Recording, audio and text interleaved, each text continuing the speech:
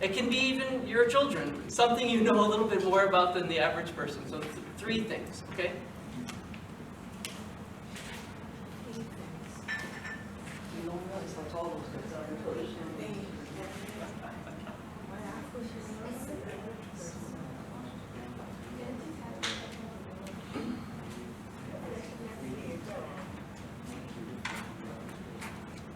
And you're not going to have to read these out or anything like that, so just 3 things. But it's really important that you write down clearly 3 things on the piece of paper. What's something you know a little bit more about than the average person? Black books. And comic books. And comic books.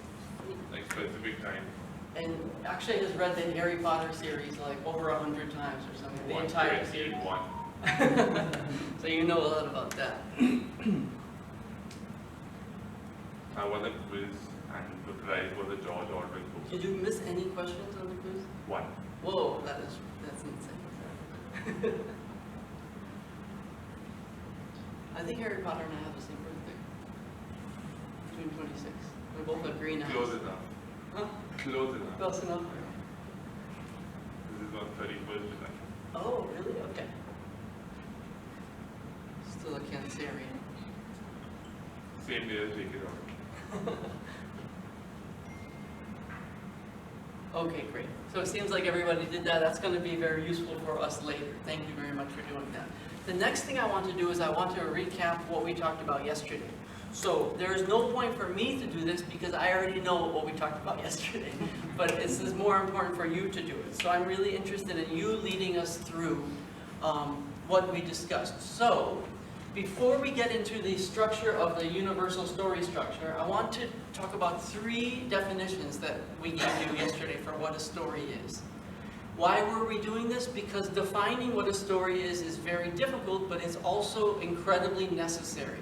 You can't skip over this question, otherwise you don't have any concrete advice and you'll never be better at getting into the details of storytelling. So, does anybody remember the first one? This is the one. No, the first definition of what is a story. Series of events. Connected events. Yes, that's part of it. It's a shape that... Yes. Information that has been shaped in a very particular way to make it unforgettable. What is that shape? This is the shape. So that's one definition. What was another one? Stories are a vehicle for change. Stories are, if there is no change, it might be wonderful. Like I'll give you an example. A poem often has no change. It's just an observation of a moment. I mean, I've read poems that have changed the course of my life. Doesn't mean they're stories. I would argue that a story is involved in change. If there is no story, it might be something else. It might be an essay, might be a poem, might be a stream of consciousness, not a story. So a story is a vehicle for change, and then there was one more that we threw in there. A story is when something goes wrong. Yeah. A story is when something goes wrong. We're going to talk a little bit more about that today, but story is when something goes wrong. When there's a problem. Correct. Very often, a story is when something goes wrong, but ends up turning out right at the end. All of us in our lives have made things that we thought were mistakes, only to say, I'm so glad that mistake happened. Imagine what would have happened if that didn't happen. My entire life, personally, my entire life was changed one day when I just happened to be walking on the campus and somebody invited me to some event. On a topic that I was completely uninterested in. 6 years later, I ended up getting my PhD in that specific topic for that specific talk that I went to that day. What would have happened if I was walking in a different direction, right? So mistakes end up turning into things, important things. That's the same idea with stories. Okay, great. So with those definitions in the back of our head, let's go through. I know it's intimidating, but let's go through. I think there's 14 or 13 pieces of this story structure. What's the first one? Foundation. Right. And what's happening in the foundation? What is Takes that? you inside the story. Good. Very good. It invites you into the other person's world. Yeah. And what are some of the parts of it? What does it do? The setting, where and when. Who, what, where, and when. Very good. Who is the character? What does this character want? When is, what's the time period? And where is the setting? Very good. And what does the foundation create that's so important? What does it establish that's so important? The base of the story, or the base of the plot. but the words I'm looking for are everyday routine. Routine. Yeah. It's incredibly important because this is going to be broken. You're building this so that you can smash it. You're making this beautiful glass vase so that you can break it in a few minutes. But if you don't make it, you can't break it, right? So we have to build this here. Even if it's just once upon a time there was a place, and in this place every day was like this, except one day something unusual happened. And what's that? This is the action sequence, but what is that called when something unusual happens? Breaking routine. Breaking routine. I prefer to call it breaking routine. The technical name is inciting incident, but breaking routine is exactly correct. What comes next? Obstacles. Not yet, but it's going to come. Up front. The revelation. So, revelation. The revelation is one of the most important pieces of the entire arc because it does three things. I'll give you the first one. It points out that the break-in routine is important, but what else does it do? It introduces something. That to Prepares you. process. Introduces the conflict, and it also introduces the problem of the story. Every story is basically a problem and an attempt to solve that problem. That's basically what it is. This is where the problem gets introduced in part B here, the revelation. See? Now we have a problem. Who among us is going to solve this problem? What is this called? Call. The call. Very good. Sometimes a person is selected, and how do they feel about being selected? They don't want it. Afraid. This is the refusal of the call. No, thank you. Please choose somebody else, right? But this is overcome in a variety of means. Sometimes personalization, sometimes social pressure, sometimes tormented in your nightmares. Many ways that a hero can finally be persuaded to go on the quest, which is the next one. Actually, moving forward onto the quest. And then, now we're getting into the obstacles and the trials. There are at least 3 obstacles. At least, very good, at least 3. Now, if you think about it, we're going through this whole arc right here, and now we are just zooming in on this one section, right? So check this out. This part F, the obstacles inside of the action is so important that this is often 95% of the story is usually happening just in this one section. Why is that? Because the trials are everything. Like we said before, in a long story, there might be 100 obstacles. You could argue that that's basically the story part. That's where it is. So when we say, okay, now obstacles, it really deserves a little bit of an extra star next to it because it's not just one piece. It's probably the majority of the entire story is happening right in this one section. As we move forward in the obstacles, the hero starts feeling better and better about herself because she's thinking, whoa, okay, I'm making more progress than I ever thought. Except, finally, she sees the nature of the final obstacle and realizes, uh-oh, the adventure is over. Okay, I'm about to give up. I feel crushed by the size of this final obstacle. And what do we call that? Catastrophe. Catastrophe, yes. Catastrophe is the moment when the hero, or if you're writing your own story, you, is thinking about giving up. You know, I've come further than I thought. I just don't have any more left in me to keep going. Like, I'm glad I've had this adventure, but I can't go any further. Okay? Everybody has that moment. I remember when I was doing my PhD, I'm sure many of you also, there's a moment when you just say, I don't care, forget it, I'm done. You know, and you just have to push through the final 6 months or something like that, you know. Then, when you take a break for a minute and you think about this catastrophe, sometimes a light bulb goes off in your head and you realize, do you know what? Actually, I can move forward to try to attempt this final obstacle, but it's going to mean a big risk. Yeah. And it might even mean a sacrifice. And so what is this called? The critical choice. Critical choice means I've got to make a choice now to put something on the line, to make a risk, and only by risking this thing can I at least try to succeed. And some people say that the worst thing you can risk is your life. That's absolutely not true. What about the lives of your whole village, right, or your whole family? That's worse than your own life. So there's many, many things you can think about that must be risked.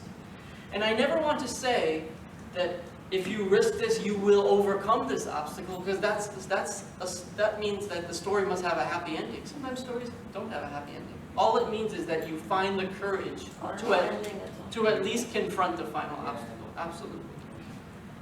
Okay, so then basically the critical choice leads us into which piece? Climax. Climax, which is the moment of highest tension. And what else is the climax?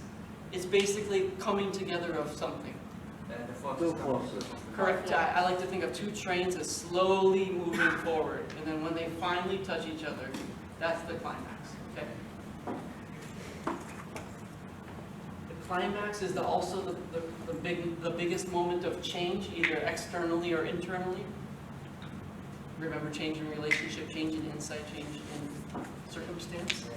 And after the climax, what is this called? Resolution. Very good. What is the resolution? What is it? The establishment of the change. This- Right, where we find out what happened after those two trains collided, who won, who lost. Usually for stories for children, it's pretty clear who won and who lost. For stories for adults, we don't like it to be so clean. We like it to be a mix of victory and success. Like Akshay said yesterday, losing the battle but winning the war type of thing. Overcoming an enemy but losing your best friend along the way. This type of thing. This, along these lines. And, okay, so the resolution also establishes, I heard somebody say it, the new normal. At this moment, suddenly the foundation has become the old normal. Up until this point, this was the normal world. Suddenly at this moment, this is now the old normal and this is the new normal, okay? And then that's basically the end of it, but then we kind of have this extra bonus section called the denouement. And what does that mean? It gives you So- an extract of what happened next. And Correct. I'm so glad you said next because it's always something that happened later. Like after the story is over, here's what happened later. Epilogue. The epilogue, right? The solution. Kind of, but it's more of just like moving forward from these events. We're going to tell you a little bit more about what happened. So I'm going to tell you two things. One is that sometimes at parties with friends, you know, I'll tell a story. Akshay will just tell a story for fun. And one of the stories I like to tell has to do about this one time when I was in Indonesia and I played this trick on a friend of mine, okay? And the trick that I played on him was very, very cruel, but also very funny, okay? Well, also very funny. And at the beginning of the story, I always tell the people that I need you to know, before I tell you this story, that he and I are extremely close friends now.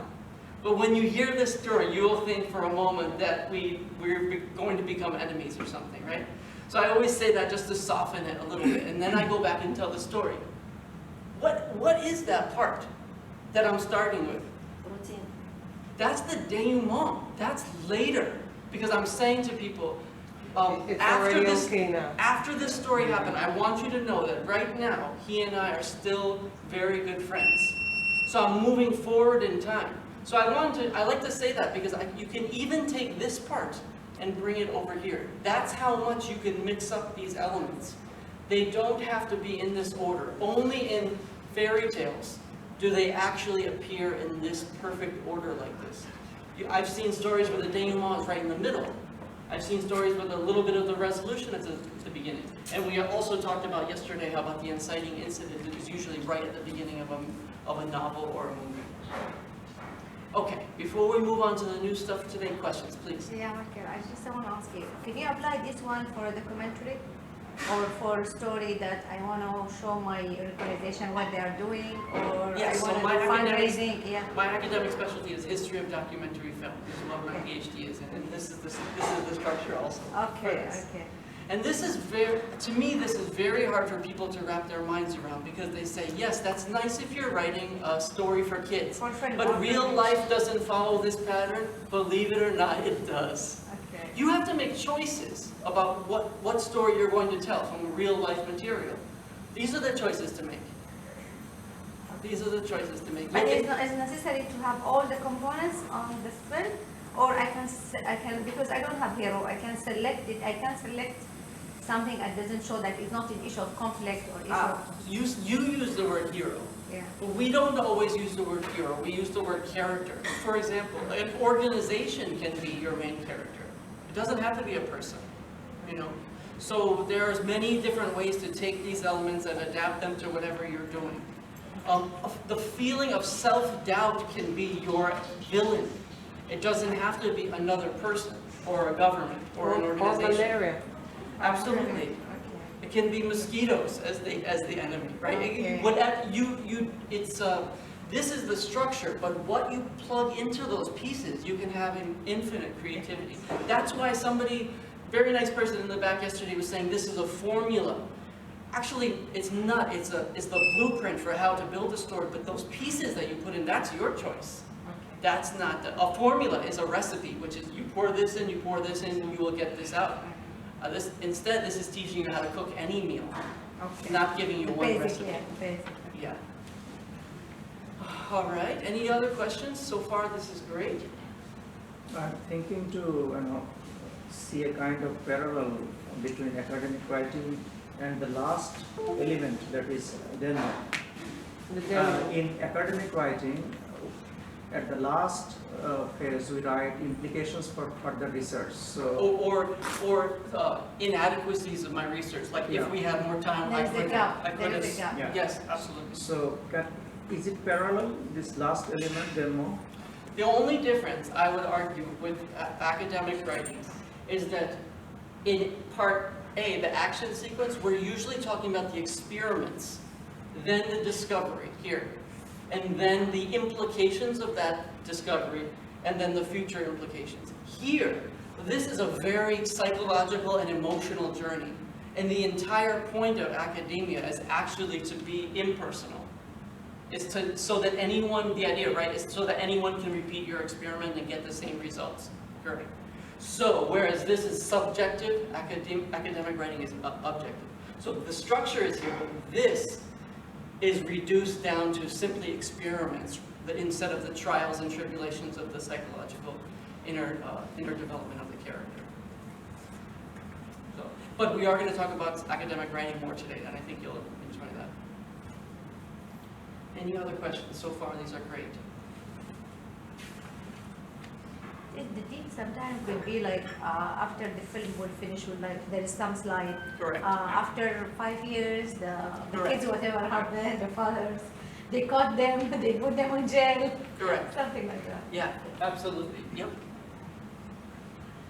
I'm going to ask you 2 questions about this. Which one is the easiest one to wrap your mind around here? Climax. Yes, because it's just when those 2 trains come together. All of these other ones have all of these other parts to them. Climax is so simple. And then which one is probably the most difficult? As the resolution. Because you're trying to avoid it being predictable. So when you're coming up with a resolution, and also, you know why this is also important? The thing that people remember the most from any story, whether it's a book or a movie or a story that you make, is the last thing that they heard. The last thing that they heard is the thing that will resonate in their minds the most. So if everything in the story is strong and then the last thing is weak, this is like a fatal flaw for the story. It doesn't really matter what came before, but the last thing that they heard was something that disappointed them a little bit, so your story will fall flat a little bit. That's another reason why the resolution is so important. It's just the way that the mind remembers things, you know. All right? In the last part of the action sequence, that is critical choice, does the hero have really the choice to encounter the obstacle or not to encounter? No, because, and this is something that I said before, there's something that occurs usually around the middle of the obstacles called the point of no return.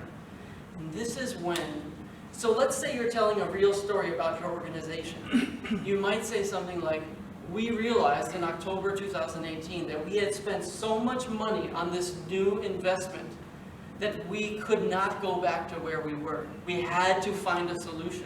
This is another way of saying we've passed this point of no return. There is no going back to the beginning. So once you establish that, it lets the audience know that there's no escape. There's no escape route, you know?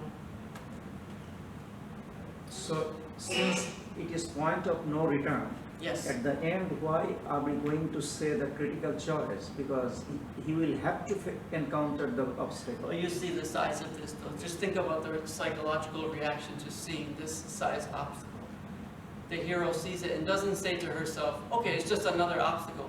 The nature of the obstacle is so completely different than the other ones that she feels crushed. You're right though, there's a seed that she knows that she might be able to move forward. But that's why we don't call it the end, we call it the catastrophe. Catastrophe doesn't mean end, it just means a moment of severe depression, you could say, temporarily feeling like you can't move forward, paralysis, where you're locked, you know. But by retreating away, by stepping away from the battlefield, she realizes her inner strength. And it's usually this final obstacle usually has something to do with what she fears the most inside. Now, my argument is different because we have already crossed the point of no return. Mm-hmm. I will have to fight, so I can't retreat. So why are we going to say the critical choice? Because to me the word choice means that I may fight or I may not fight. All right, so let's say that I said to you, you have a race car, right? And I'm putting you in the race car and I say, you have absolutely no choice, you must drive this race car. And you say, I don't want to, and I say, you have no choice, you have to drive it. And then I've set up a brick wall, 1,000 feet ahead, an absolute brick wall, and you have no choice, but you have to drive. Will you just happily just drive into the brick wall? Even though you know you have to drive, you will still stop in front of that wall and say, what am I supposed to do now? Well, keep going, right? This is the choice that you have to make. So even if you know that you have to keep going, once you see this block, you say to yourself, something's wrong. I can't go forward. And then you stop and think about it and you say, well, Michael said to trust him, so I'm going to trust my inner strength and hopefully this works out. And then when you go through it, maybe it's just an illusion or it's not really a brick wall or something. Or I agreed to do this, I passed the point of no return, but it seems what I have to give is bigger than me. And if I don't do this, all of these lives are at stake, or this question is at stake, or something like that. That's it. It's a very normal psychological reaction to stop, even if you know you have to keep moving forward. Think about finishing your degree. Everybody's invested this time and money, but you're still considering stopping, you know, even though everything is telling you you must continue. It's a very human reaction at this point. Very good questions. All right, so this is basically the review from yesterday. So to build off of this, I'll hand the next piece over to Akshay, and then we'll come back. But for anybody that just arrived, make sure that you write down 3 things that you know a little bit more about than the average person. So 3 topics that you know a little bit more about compared to the average person. We need everyone to write this down for something we're going to do later, okay? Okay, great. So I believe yesterday I mentioned how after I learned this arc, my dream started following the same pattern. But now that you all know this arc, when you watch a movie or when you read a book, you'll start noticing these points. You'll see the foundation, you'll see the action segments, you'll see the refusal of the call, you'll see the critical choice and the resolution and the denouement, and you'll be able to identify these parts. It's I think Michael said yesterday that how seeing the building blocks behind the stories it would not be enjoyable, but actually it's the reverse. When you see those building blocks, it adds that much more depth to the story and your own understanding of how that story is being building up.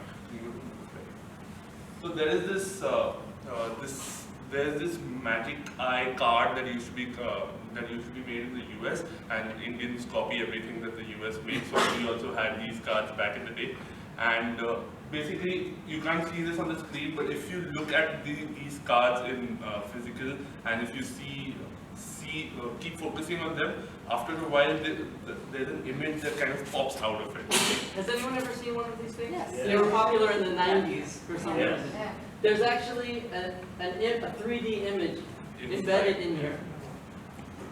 So the magic eye of the arc is the same thing as this. Once you start seeing these stories, you'll see the entire arc popping up. And Once you learn how to see these 3D You things, can't all of a unsee sudden they just pop right out. and you can't unsee it at all. You can't unsee it, right? Not at all.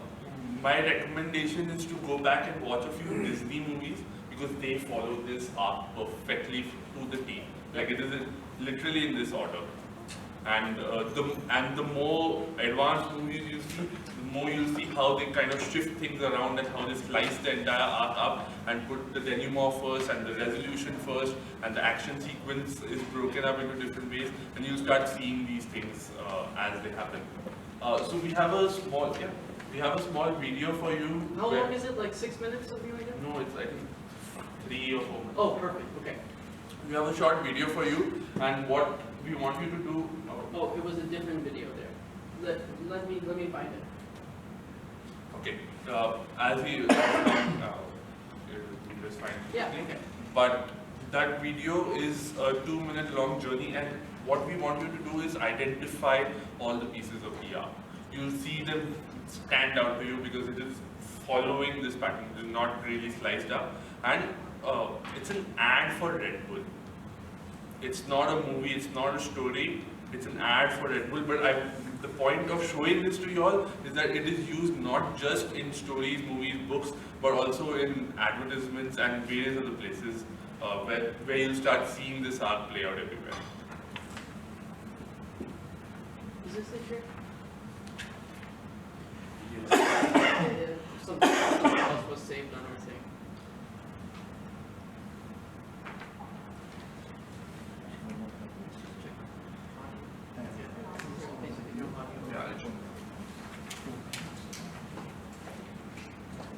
So just to review, Akshay is saying that watch the videos, look for these pieces, because basically they're there, right? That's what you're saying? Okay.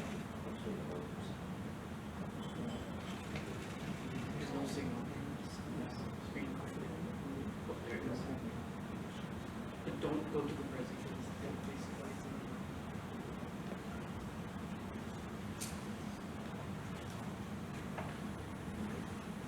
Great.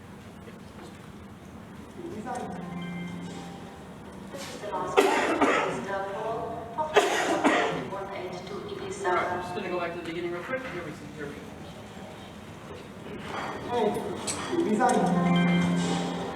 This is the last call for Mr. Paul, Hotline 18182 Ibiza.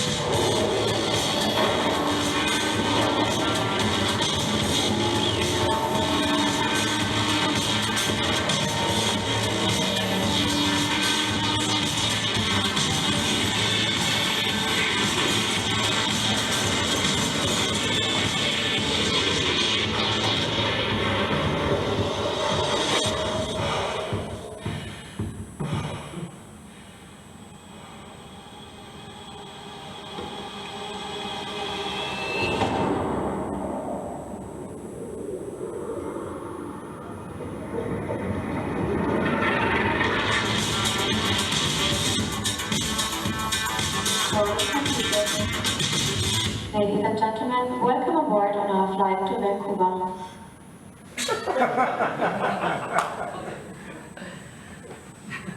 So, first question I want to ask you all is, what was the biggest chunk of the entire video? Action. The obstacle. The obstacles. That's what Michael mentioned right in the morning. 95% of the story is usually built up in the complications. But did you see all the other parts? Did you see the foundation being Yes. built? Yeah. Yes? Did you see his hesitation? The refusal of the call? It is there just like for a microsecond it's Yeah. there. Yeah? Like when he hears it and he looks at his ticket I- and there's just this Can I- minor hesitation. It's not Yeah. even, it's not like stretched out or anything. Which other parts did you notice? The denouement. I think there's a possibility of something else developing after that. But at the point where he jumped into the plane, it created a new normal. That's the resolution? Yes, so that was the resolution.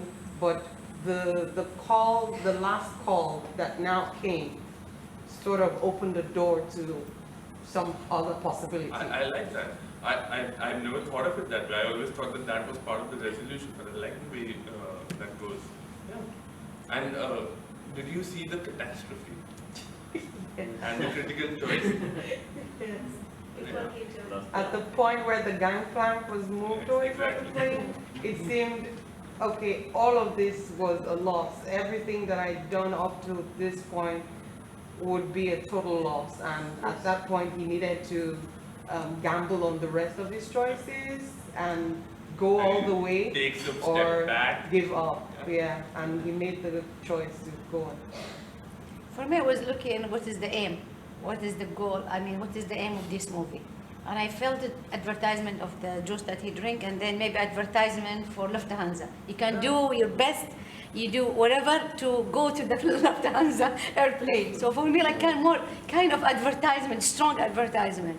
He goes Yes, through of the difficult. Red Bull. of the because Red Bull. It probably gave him the power to do all of that. Oh, yeah. the- So it's like the kind of tagline advertisement Red for Bull Lufthansa is and the Red Bull. and This Red is Bull. what it's come. What is the aim? I wasn't looking to what he's jumping. I was looking, what is the aim? Why he's doing all this? What is his goal? Where he gonna reach? What is his final destination?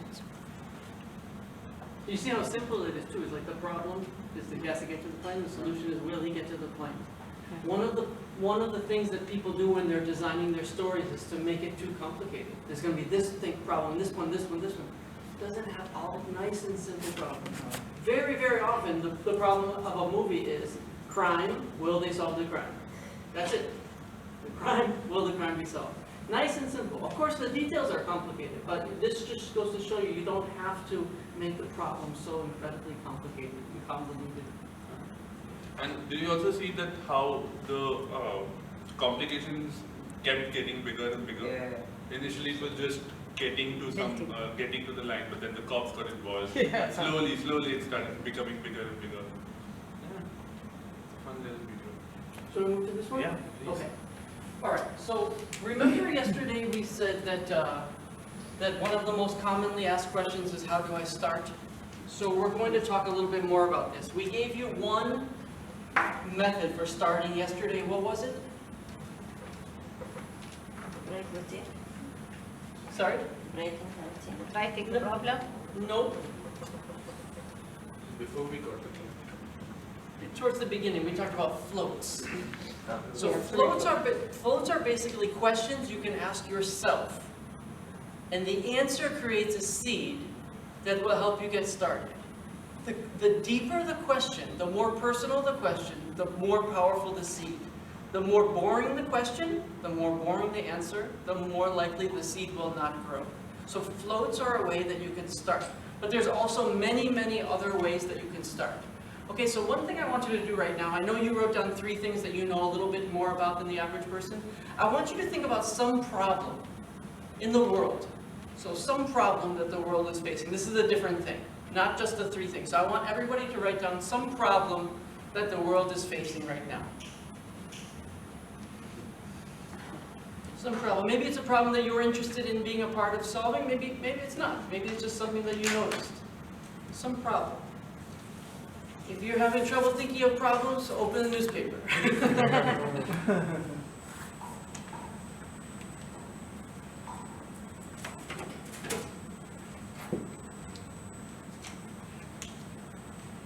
One problem is looking a little bit better in my country right now. Bernie Sanders finishing second in the Iowa caucus.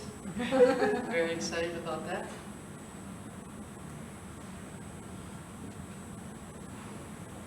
Okay, so you wrote down this problem. I want to talk about 4 other strategies that you can use to start writing if you're feeling blocked. Okay, so one of them is one of the most interesting ones. Is called free writing. Has anyone ever heard of free writing?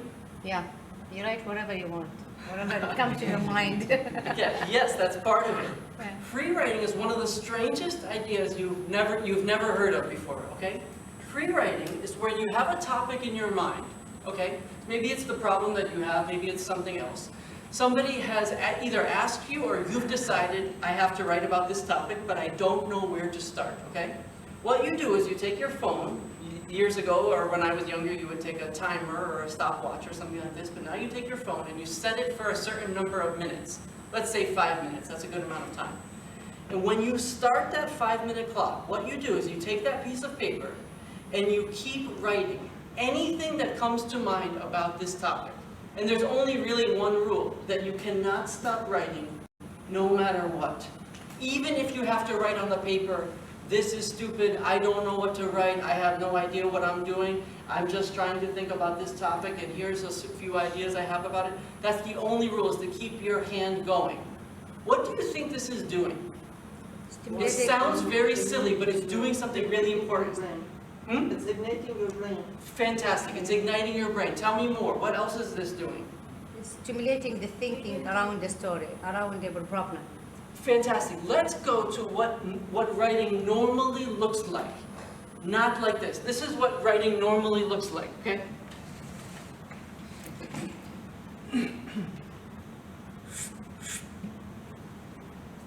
Break time, coming back. One more word, Focusing. more tea. Now it's time for coffee. Oh, now I gotta clean my room suddenly, right? Writing one little word here, and then your brain is thinking like, that's not a good idea, that's not a good idea, that's stupid, I'm not gonna write that, right? So you're writing little by little, and there's this voice in your head. This voice that came from mom and dad, from teachers, from other, that maybe this writing is not good enough, you know? And this voice has been there so long that you don't even need the teachers and mom and dad to be there anymore. Now you provide your own voice to say, I don't think this idea is interesting enough, right? You end up writing one sentence at a time. This is like the part of our brain that's constantly judging what we're writing. And this is the enemy of writing. This is the perfectionist brain, right? We think, especially like we're taught, you know, I grew up in a Catholic environment. We're taught that the Bible, you know, was written when somebody just sat down and all of a sudden it came out magically. But that's not how things are written. Usually things are written with one draft and then we stop and we look at it and we make the draft better, and then it's a process. Sometimes a process that takes years. But all of us seem to think that great writers just sit down and magically it comes out in one draft. You know, that's really not how it works at all. What free writing does is it lets our subconscious mind come to the surface. And instead of pushing it down constantly and saying that these are really stupid ideas, I don't want to write them, it lets it come all the way to the front and lets you come up with any ideas that you want. Why is that useful? In fact, 90% of what's going to be on that paper after that 5 minutes is not useful. But what's in that? What's that other 10% in there? It helps with focus. The other 10% are ideas that you might be able to expand on to write about that you never would have thought about if you were constantly judging those ideas ahead of time. But it's come from the unconscious. Correct. And the only way to do it is to force it out. If we sit there and if I say to you, I want you to think of 10 amazing story ideas right now. This would be one of the most difficult things you could do. We could take all day and you wouldn't be able to come up with a list. But if I forced you to write and I said you cannot take your pen off of the paper, you would be tapping straight into your subconscious. And I guarantee you 90% of what you write would just be, I don't know what to write, I'm confused about what to write, but that other 10%, you're just going deep right into it, and you end up with some ingredients. I always say to my students, this is like if you're deciding what you want to eat for dinner. You can walk into your kitchen, and all of the ingredients are in the cabinets, and you can just think about what's inside the cabinets. Or a better way is to take everything out of the cabinets and take a look right in front of you and look at all of the possibilities and then choose. Free writing is like taking everything out and then choosing once it's out there, instead of trying to remember what is inside the closed cabinets that you can't see. You might think this is childish. I've seen huge breakthroughs with free writing. So that's one strategy. The other one that I wanted to talk about is something called reporter's questions.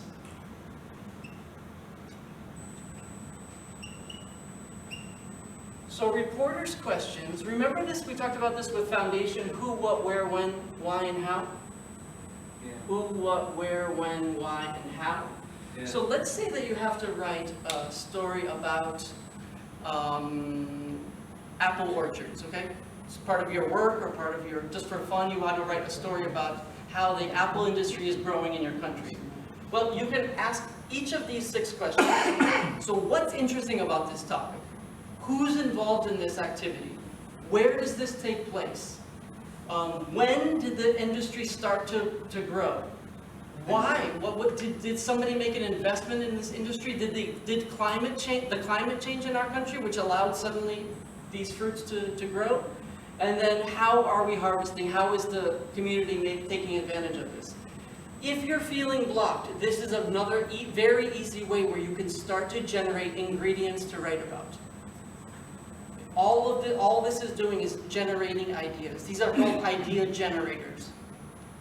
You take the topic and you ask these 6 questions: who, what, where, when, why, and how. 6 question. Who, what, where, when, why, and how. Okay. These are called reporters' questions. So you take any topic, ask these questions, and it gives you 6 avenues to travel down. This is the second strategy after Hafidati. Correct. And this, now I'm going to tell you my favorite one next. This is something called cubing. This is the 3rd one. The 3rd one is called cubing, yes. And the 4th one we're all going to do together. So the 3rd one is called cubing. This is my favorite one. Cubing, how many sides to a cube? 6. Very good. Most people say 4 or 8. Excellent job. 6. Very good. Good in math. 6 sides to a cube. What with cubing, you take the topic, and I know this is going to sound strange at first, but just bear with me. You take the topic and you look at it from 6 different demographic perspectives. In other words, 6 different groups of people that are involved in this topic. So let's take one. Let's take an easy one. The HIV virus, the AIDS virus. Okay. Imagine if you have to write a story about the AIDS virus. What's one group of people that has a relationship to this issue of the AIDS virus? You tell me. What's one group of people? Children. Patients. Okay. Somebody said patients, people who have the AIDS virus, right? This is absolutely one of the sides of the cube, the people that have this. Unfortunately, some of those people are children, some of those people are adults, right? So people who have the AIDS virus, that's one side of the cube. What's another side? Physicians. Yes, physicians who are trying to treat this, researchers, we can include them in that group. People who are trying to come up with solutions to make people's lives longer and eventually, it doesn't actually seem like it's that far away, eventually find a cure for HIV. Okay, so physicians and researchers, what's another one? Causes. The causes. Causes, yes, but I want to talk about groups of people though. Governments who are investing in that research to try to do something about it, but sadly, governments that are not investing enough because of social or cultural taboos that they don't want to touch on. I mean, my country was terrible about this in the 80s. Calling HIV gay cancer and things like this, right? So governments that are doing enough or not doing enough to combat this. What else? Caregivers. Yes, families of people who are suffering. This is a massive thing. When somebody who has a disease, it doesn't have to be HIV, it can be cancer, it can be anything else. It affects the whole family, not just the person who has it, right? And one more group? Health society. the society at large. There's often misunderstandings, myths, and fears about how you can catch these viruses that are completely unrelated to the truth. It's happening right now with coronavirus, right? People are afraid to do things that are safe to do, but they just don't know enough about the virus. Correct. So that's why I love cubing so much, because basically this generates 6 ideas, 6 demographics, and it also teaches you about this lie. Remember I said yesterday that there are 2 sides to every story? This drives me nuts. There are many, many sides to every story, and this at least gives you 6 of them that you can start to talk about. You can do this with any topic, not just the one that I happen to mention. But why you tied to human being? It's just another strategy. Literally, I make my students do all of these strategies. You know, so with this one, it's more of like abstract ideas, whereas this one, you're talking about demographics. With this one, with free writing, you're talking about the subconscious. So it doesn't have to be. So the one that you're from, this WW is who? You're talking What, who's where, when, affecting? why, and how. No, who's affecting downstairs when you are trying to make it to the cubic? Yes. So when you talk about the human being like journalist or government or, Correct. so this is who's involving or who's involved in the problem? This is directly speaking to that idea of the sides of the issue. And how that there are way more than 2 sides to every issue. If you're not so interested in how people are thinking about a topic, you can move to one of these other ones. No problem. You can, No, I was like, because you have when, so you're not talking about when, you're talking about what is, you're not talking about what is the problem, who's involving, which. So the who element would kind of overlap with this one, but these Okay. other ones are different. They're different ideas. Okay, so When it's not did- within the cubic. When did the virus first appear? Yeah, You know, okay. when did the rates go up? Why is the virus spreading? These are abstract ideas, not necessarily related to any group of people. Okay. And then the last one we're going to do together, which is called the mind map. And I'm sure many of you have done something like this before. You want to hit the slide, Akshay? Yes. It looks like this. Very, very simple idea, but also all of these ideas are doing the same thing. They're just generating material for you. If you want to make a vase, you need clay, right? This is just putting the clay onto the pottery wheel so that you can eventually get rid of some things and keep other things. Does that make sense? So the idea here is you take your main topic and you put it in the middle.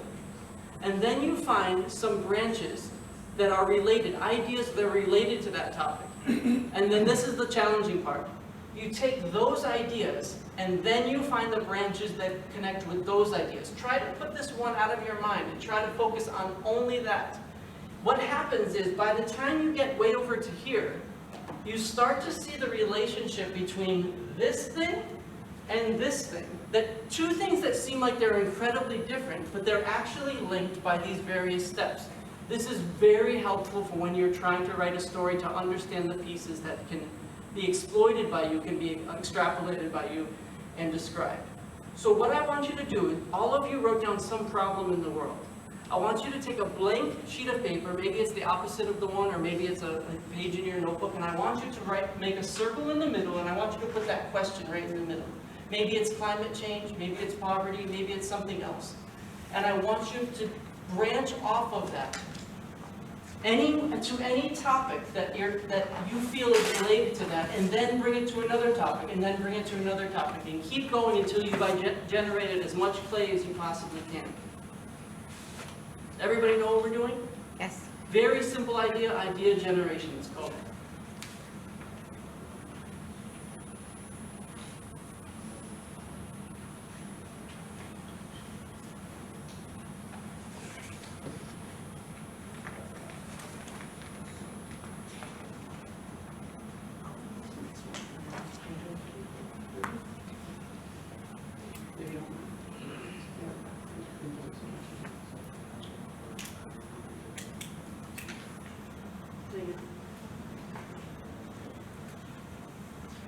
Right here before this thing?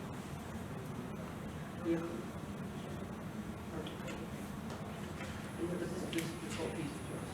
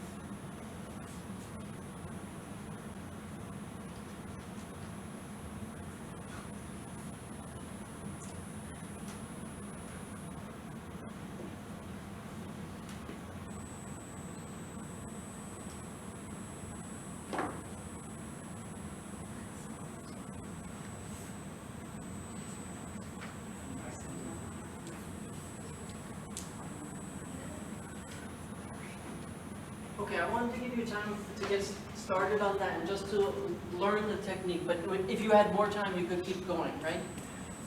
Just to recap, why is this so important to know these strategies in addition to floats? I always like to go back to find out what the point of doing these exercises. Good morning, if you remember. What's the point of doing this? Create a powerful idea. scene. What? Focusing. A powerful scene. To create a powerful scene. To get to the nucleus of the... Yes, that's part of it. To find a way to start. Every single person, for me, for you, I'm sure, has trouble starting to write. I have the will, I have the energy. I slept well last night, I'm ready to go, but I don't know where to start writing. Everybody has this problem. These are 4 idea-generating exercises in addition to the floats that give you somewhere to start. Even the best writers, best-selling authors, sometimes have a block when it comes to starting.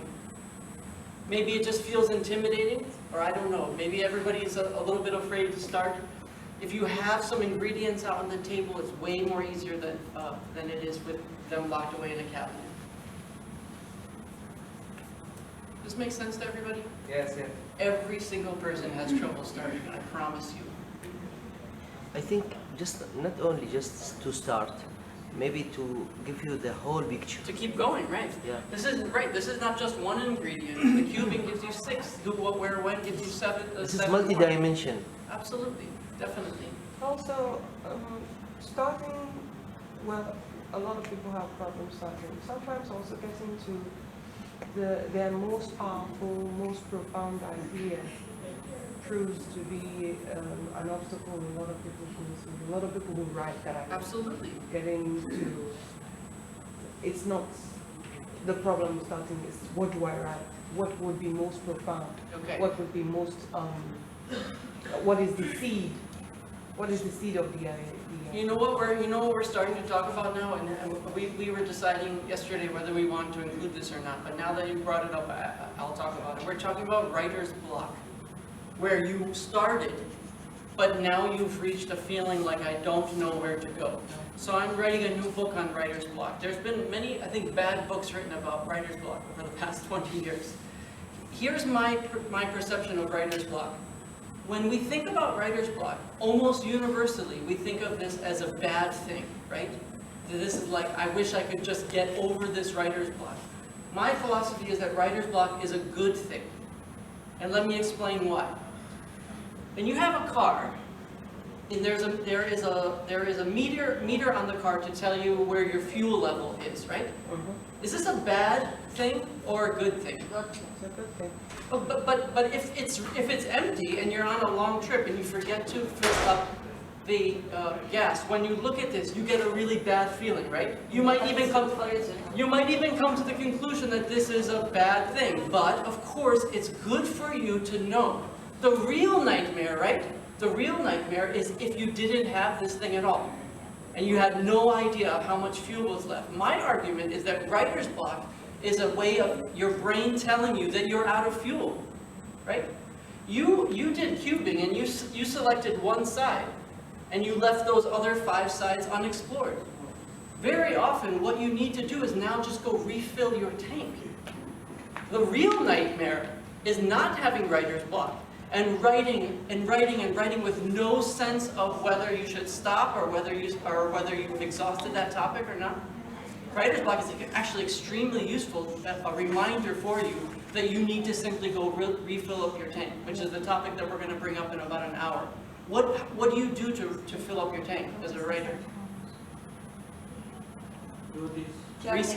Research. Yes, or you can do this. Research is the main way, though. If you're writing something and you don't know what to write, it's very often the fact that you don't know enough about this topic to keep going. Yeah.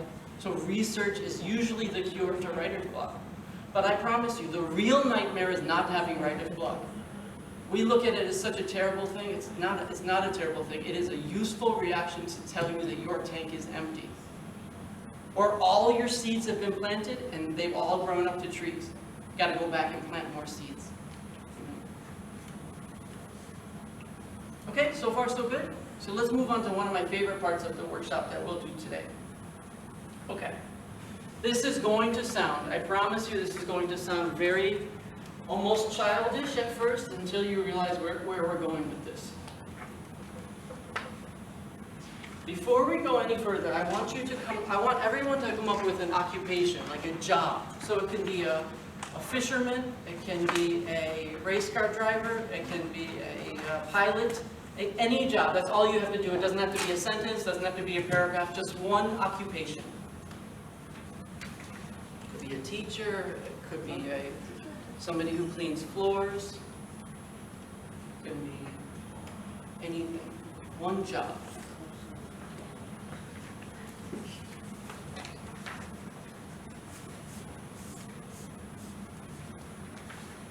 Please write it down. Don't just think of it in your head because it's going to be very useful later if you have it written down.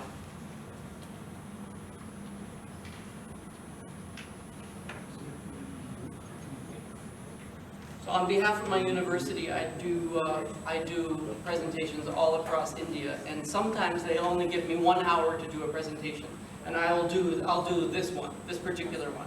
So this is something I've done hundreds and hundreds of times. I really enjoy it every time. So it all starts with the occupation.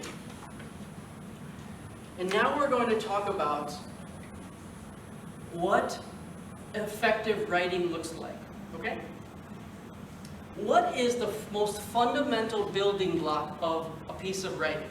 In other words, if you're looking at writing with a magnifying glass, what is the smallest possible building block that you use to slowly build up your writing?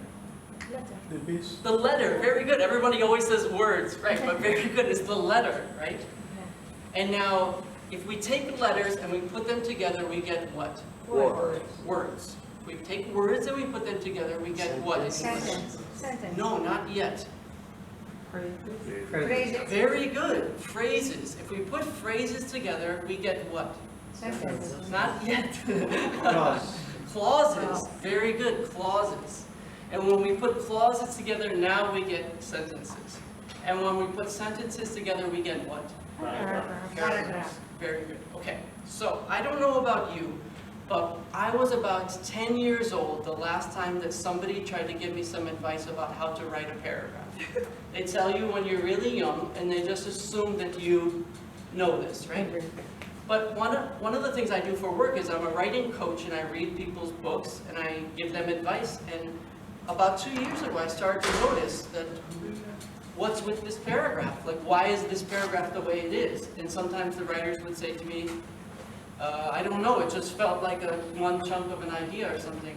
And I started to come to this like horrific conclusion that people don't know how to write paragraphs. So a year ago, I started asking some of my students, why is this entire page one paragraph? And they would say, well, I didn't know where to stop and start a new one, you know? And I said, wait a minute, I've got to include a unit in my workshop on paragraph structure.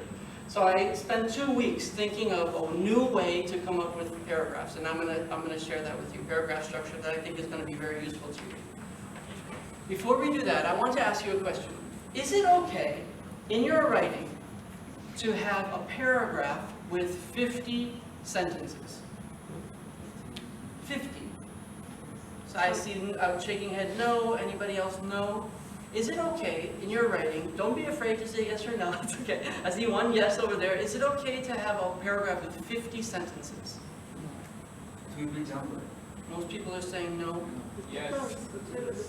The answer is, believe it or not, yes.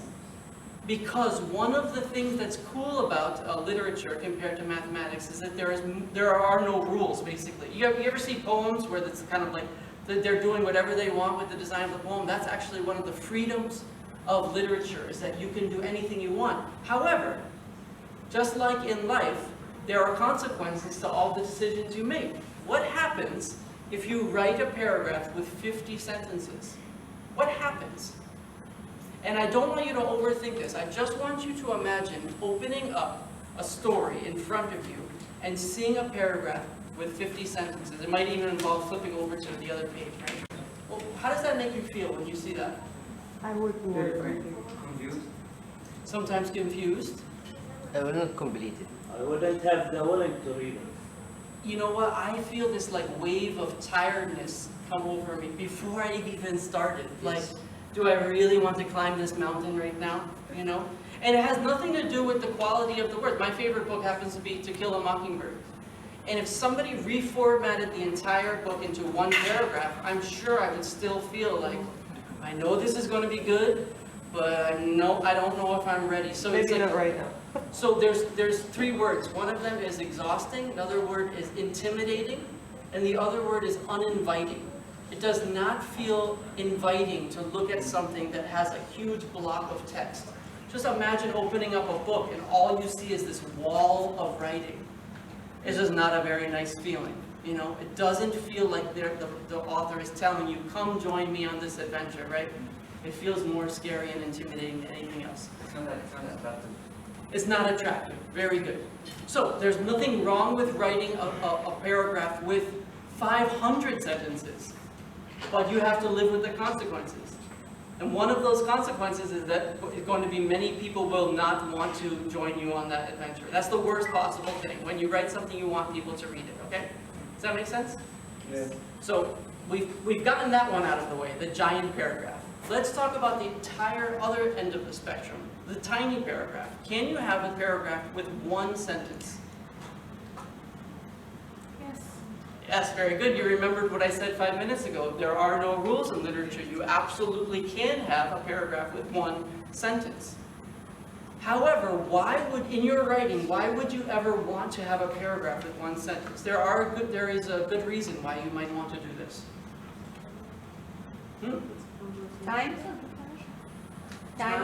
Timing, like you need to do a film in very, like 2 minutes.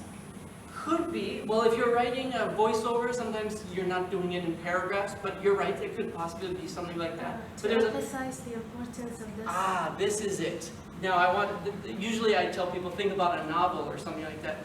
Very often you'll see one paragraph because this line is so important that the author does not want it to be lost inside the paragraph. Very often, like this is the final line of a chapter or something like this, something extremely dramatic, and the author is trying to bring your attention to this particular thing. This happens in fiction and nonfiction. This line is really, really important, and I don't want to get it clouded with any other sentences. So, in a short story, does anybody know about how many words a short story is? This is across cultures. 200 to 300. Those would be called like flash fiction or micro stories. It's usually 1,000 to 5,000, about, right, for a short story. In a typical short story, so let's pick 2,500 words. How many one sentence paragraphs are you likely to find in a typical short story? 6. 0. Your But question again? sometimes No, there will be Your one. question again. What you said? I said, how many one sentence paragraphs are you likely to find in a short story? And the answer is 0. However, there might be one. There might be 1 or 2 because the author is trying to bring your attention to this specific point. What happens if there's 10 one-sentence paragraphs in a short story? Well, imagine if there were 10 one-sentence paragraphs in a short story. What's the problem with that? Maybe it's acceptable for kids. Could be acceptable for kids, but imagine a story for adults with 10 one-sentence paragraphs. Well, what's the problem? Well, the reason you're using the one-sentence paragraph is to draw special attention to that sentence. If every other paragraph was a one-sentence paragraph, the reader wouldn't know which one is so important, right? That's why the answer is usually 0, but there might be one moment in the story that's so important that the author will have that one-sentence paragraph. Does this make sense? Yeah. So I usually advise my students don't ever have a one-sentence paragraph, but sometimes when we're editing it together, we'll say, yes, look at how important this moment is. Let's get rid of everything else and just focus on that moment with a one-sentence paragraph. Okay, so that means that basically we've taken care of the giant paragraph and we've taken care of the tiny paragraph. But that still leaves us with what does the ideal paragraph look like? What does a normal paragraph look like? Okay? Can anybody take a guess set or an educated guess set the number of sentences that should be involved in an ideal paragraph. Do I have my marker? In other words, the most effective paragraph. How many sentences? The most inviting of all paragraph structures. How many sentences? 5 to 6. 5 to 7. 4 to 7. Very, very good. Absolutely. 4 to 7 is when the eye sees this on the page, this is the most inviting format. Okay? But that's still not enough. Okay, and that's nice that we have a number, but let's get a little bit more specific. What's actually happening in these pieces to create 4 to 7? Okay? That's the next slide. Can you hit that next slide, please? Oh, I guess I didn't include that slide. Okay, so I'll just talk about it. Okay. So, does anybody know what the role of the first sentence of the paragraph is supposed to be? Introduction. Very good. Introduction, sometimes it's also called the topic sentence. Okay, right? This is and when I was 10, I was told the first sentence should be a topic sentence, and then the rest of the paragraph is basically just elaborating on the topic sentence or something like this. This is not enough. This is fine for a 10-year-old, but this is not enough for us. I'm going to teach you a new way of thinking about paragraphs. And instead of thinking about the topic sentence or the introduction, I want you to think about the first sentence as the arrival. The arrival. And the arrival can be a physical arrival, or it can be a mental arrival. So by physical arrival, I mean she walked into the old library. This is your first sentence of a paragraph. She walked into the old library. That's a physical arrival, right? A mental arrival would be what? You do this example for me. She started thinking. She wondered why she got fired from the job. There is no physical thing going on. It's all going on inside her head. But this is the first sentence to a possible paragraph. She wondered why she got fired. This makes sense? So when you see the word arrival, I don't want you to think that it means only physical arrival. It can also mean a mental arrival. Istanbul was like no city she had ever seen before.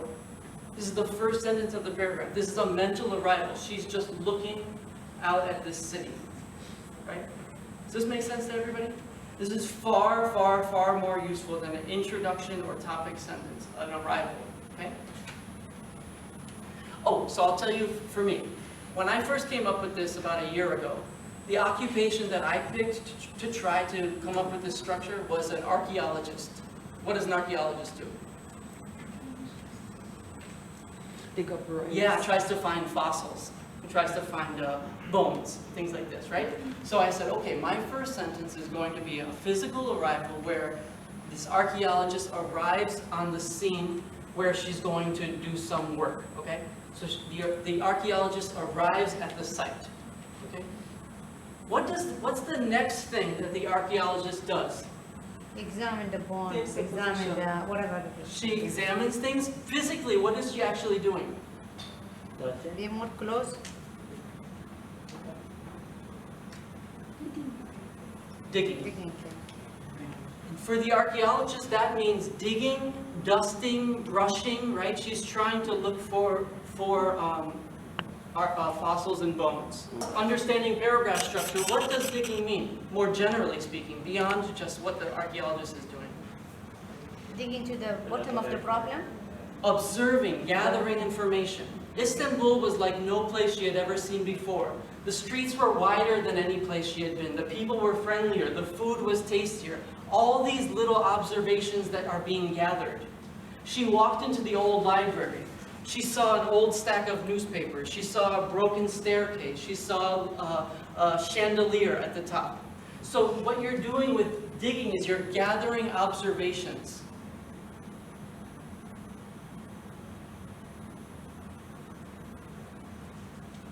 Does this make sense? Yeah. And this has nothing to do with archaeology. This is just the example that I happened to use when I was developing this idea, okay? Digging doesn't mean physical digging, it also means mental digging, okay? So you fill this in. She wondered why she lost the job. What's some digging that goes after that? About Like the to reason. remember some reason. Analyzing She the worked reason. hard. She worked hard, so She that had a didn't make good- any sense yeah. at first. Yeah. She remembered that her boss never seemed to like her, even though he had no good reason.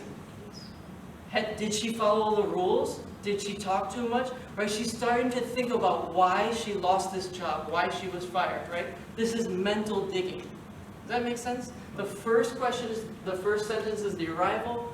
The rest of the sentences are digging. And we have one more part.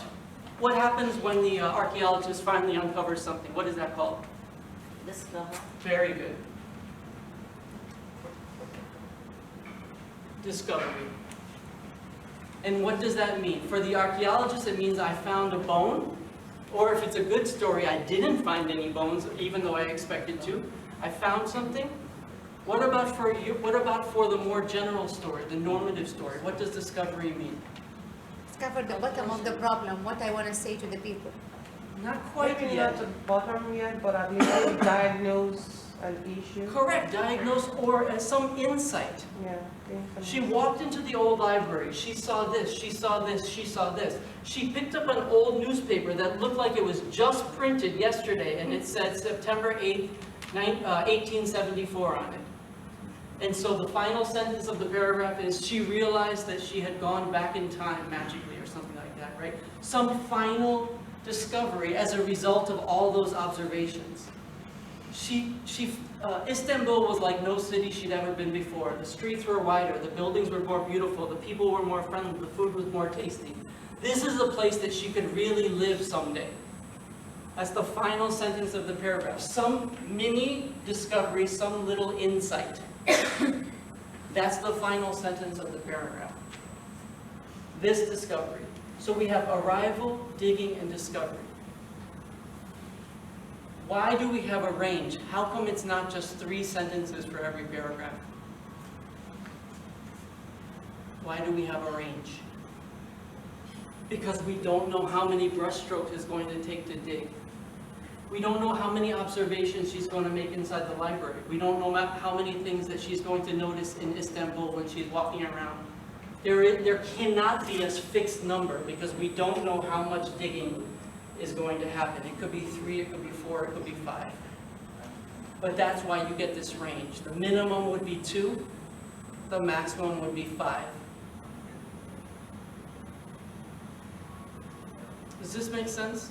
And it's very easy to remember because it's just ADD for add. And it's arrival, digging, and discovery. What I want you to do now is I want you to look at that occupation that you wrote down 10 minutes ago. I picked archaeology. But I want you to look at this occupation and I want you to take a slice of this person's life. Don't try to make their entire life into one paragraph or their entire day into one paragraph. I want you to take a little 10-minute slice of their life and write one paragraph about something that they're doing that involves arrival, digging, and discovery. Does this make sense? Arrival, digging. If you want to challenge yourself, make it a mental arrival. If this is your first time doing it and you want to take it easy on yourself, make it a physical arrival because that's a little bit easier. Okay? And the last piece of advice I want to give you is make this discovery a mini discovery. Why is that important? Why is that important? To lead life for the rest of the Correct. story. This is not the whole story we're writing. We're just writing one paragraph. It's almost like we're trying to get to an island with these little stone steps. And one paragraph is going to lead us to the next one. Very often when I'm reading somebody's work, I will say to them, in this paragraph, this is too big. This discovery is too big. Let's keep it small so that we get smaller steps. You're trying to jump straight from here to this spot. No need. Let's just take smaller steps together.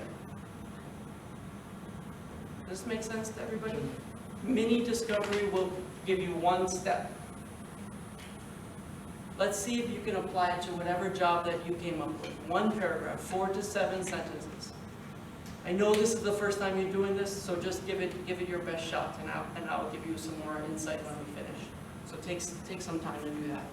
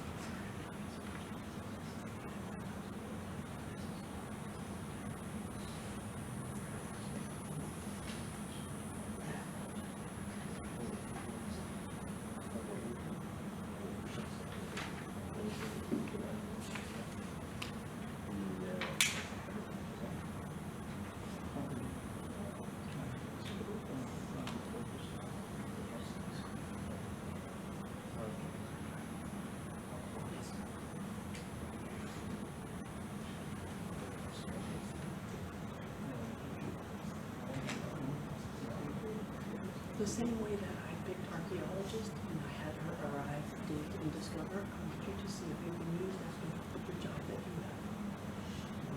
So let's say that you picked psychologist, right, absolutely. So maybe the psychologist sits down with the patient. That's the physical arrival. She listens to these things. And then she discovers that she and this patient have a lot in common. That's plenty, right there. Arrival, observations, mini discovery. So maybe the psychologist, she was adopted, and she realizes that, oh my God, this patient and I are somehow related, and she doesn't know it. Because she says, I'm from this place, I grew up in this place, I grew up, as she's talking, she's like, oh my God, you're telling me my own life. And she realizes that maybe they're somehow related, so that would be like a discovery. So your job is to take that occupation and write one paragraph using this structure. Your choice for what happens, it's just your choice.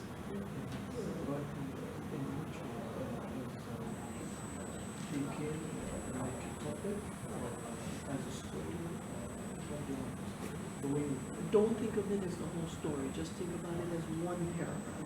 What we're working on with this is how to make your paragraphs stronger. There is no need to think ahead what's going to happen next. Just take this one little slice of the story. You know?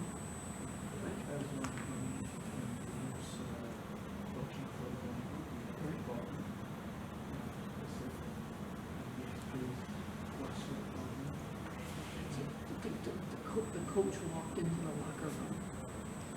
She told her players that they have to play with more effort. They have to work together as a team. They have to represent the school better. At the end of the speech, she realized that the team was going to lose anyway, but there's a way you can lose with dignity. Something like that. This follows the pattern perfectly. Arrival, taking discovery. You know, I know it's challenging. I know it's difficult. That's why we're in day 2, not in day 1. It's more challenging.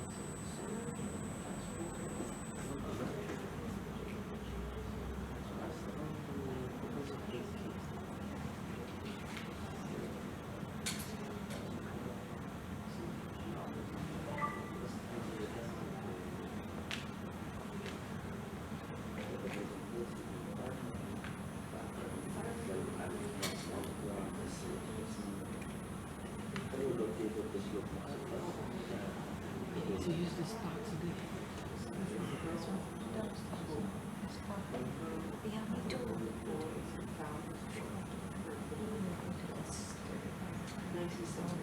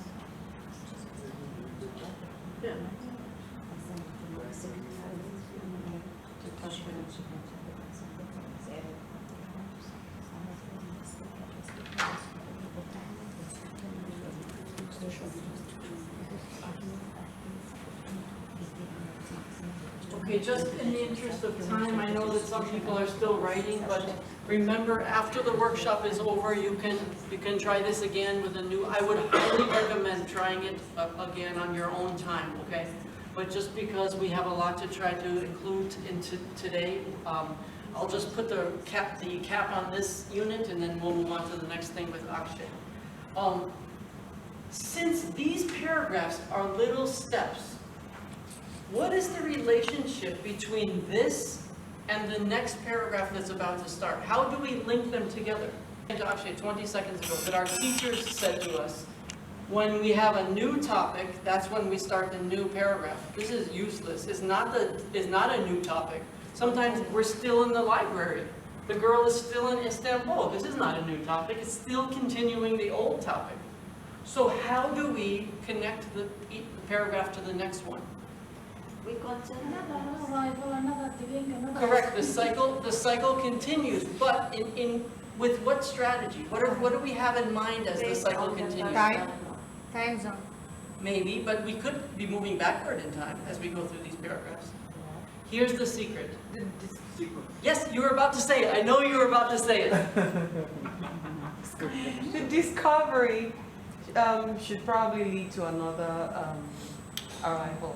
Correct. The discovery of one paragraph is the cousin, I often say, of the next arrival. In fact, you can almost use the same words here for the next arrival. That you take this discovery, and that becomes your next arrival, and you build off of that until you get to another arrival. Very, very good. That's how you connect them. So she realized that she had gone back in time, somehow, into an old library.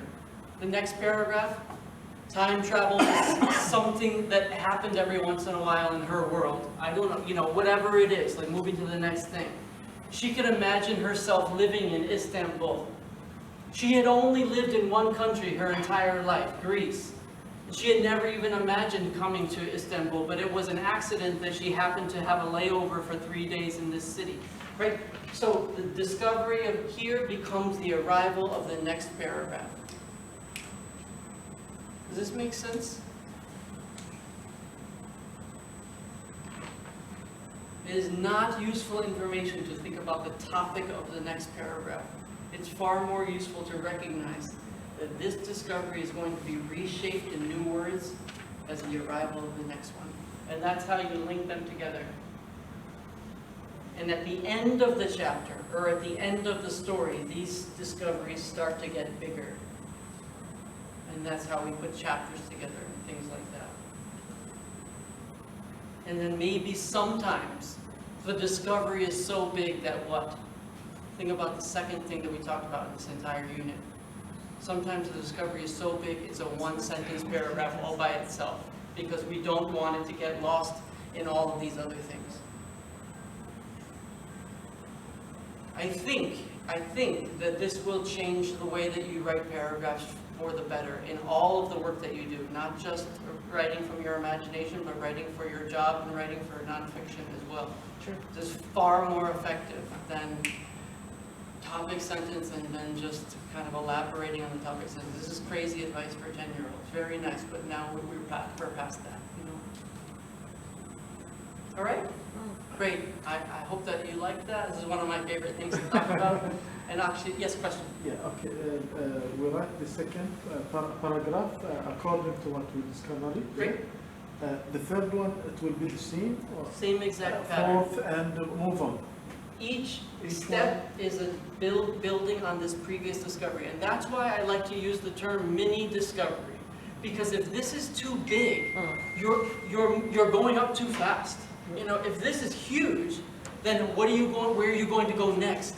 You know? So sometimes I tell the writers I'm working with, like, slow down, like let's walk together here. Stop trying to jump from point A all the way to point G. Let's just go A, B, C together with these mini steps. It's so much more enjoyable to read a story like that than it is when the author's trying to jump forward, you know? Yes, question? As you were talking, the thing that came to my mind, maybe it would be useful to everyone else, is looking at chick lying on an egg. Yes. The egg hatches. Correct. A new chick comes in.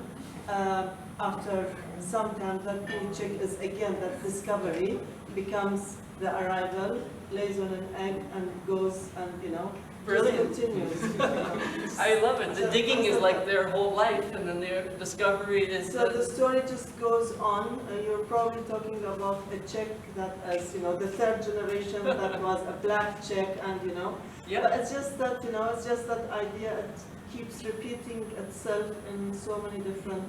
Absolutely. This is a great way of looking at it. I never thought of it that way. I really like that. Any other excellent observations or questions about this, like those? All right. Okay, great. We'll move to the next piece. Just before we actually move on to the next piece, I have a little anecdote. When Michael had introduced this this paragraph structure to us,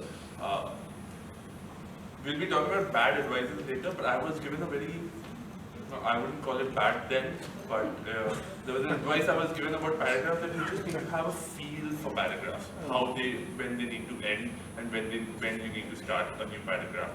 And that kind of got stuck in my head. So when Michael proposed this paragraph structure, I was like, hey, I don't need it. I have a feel for the paragraph.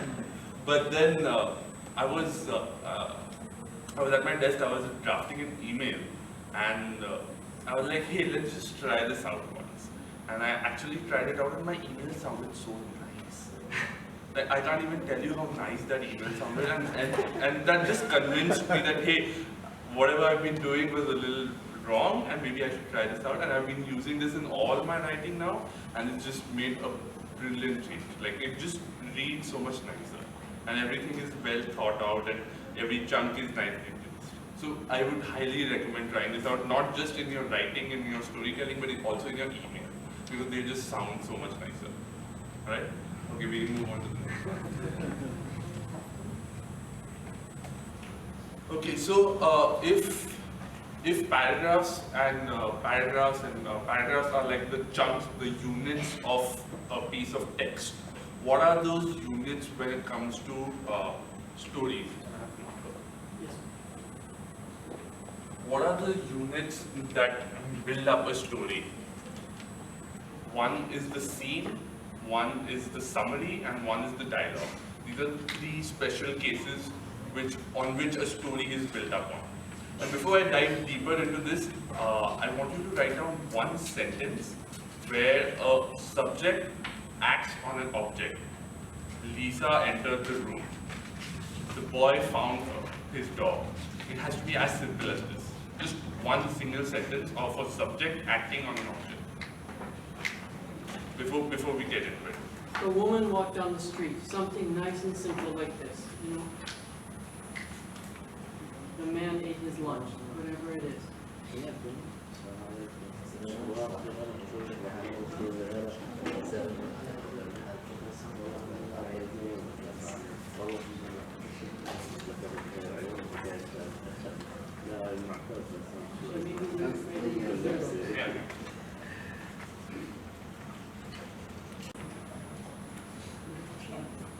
Alright, got it? Can someone please share these sentences? I just want to make sure everybody's got this right. Do you mind sharing the sentences? With somebody else? Oh, okay. no. Ray looked at his lunch. Yeah. That's great. I bought my son a storybook. I bought a storybook rather than adding your son in there as well. Just keep it tight and simple. Okay. Or even he bought a storybook, that might be more effective. That's You'll see why, and you'll see Yeah. why in a few minutes. The dog started to bark. Brilliant. perfect. One day, a young person came to my office. Perfect. A young person walked into the office. Typed in short. One night my door was knocked. Sorry, could you repeat that? One night my door was knocked. My door was not. Door. Yes, perfect. The trip started in Venice. Perfect. Alright, I think you other all got it. We'll get to these sentences later, but let me just give you what a scene and a summary and a dialogue is. We are not going to be touching on dialogues because those are special cases, but we need to talk about scene and summary. Have you ever seen a movie on fast forward? Just like you've already seen the movie and you're just fast forwarding it to the key moments. So that's how I like to think about summaries and scenes. Scenes are those moments where you press play. Those key moments which cause change or some sort of new thing is happening in a scene, that in a story, that is when you're talking about a scene. And summaries are those fast forward moments which are usually some sort of routine which you already know of. If you're telling a story about a girl going to her office every day, you wouldn't maybe initially you will show that okay, she takes the bus and goes to her office in this route, but you won't keep showing it again and again every day, right? You just fast forward it through, and that is a summary. You just get from point A to point B without really exploring what happened. There's no change happening there. She's going to the office every day. There's nothing new happening there. But when something new is happening, that is when you pause and you take in the scene. And that is what the scene is. So a scene usually has a few things happening inside of it. I'm going to point them out to you.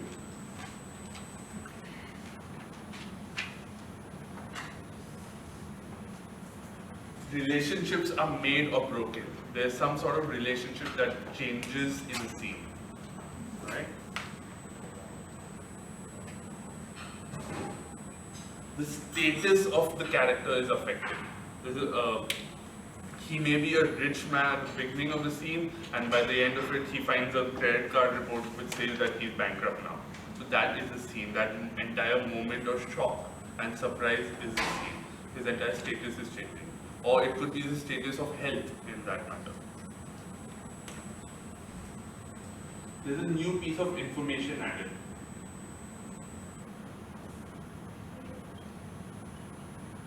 Remember, we spoke about how in exposition there is little by little exposition foundation, little by little foundation where you add new pieces of information. When a new piece of information is slid into the story, that calls for a scene.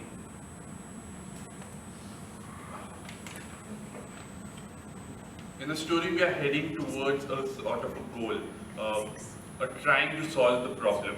And when you're getting closer to the problem, that calls for a scene. The proximity to the goal increases, that calls for a scene. If you when Michael was talking about these mini discoveries, each discovery is a small little scene in itself. Make sense? Yeah.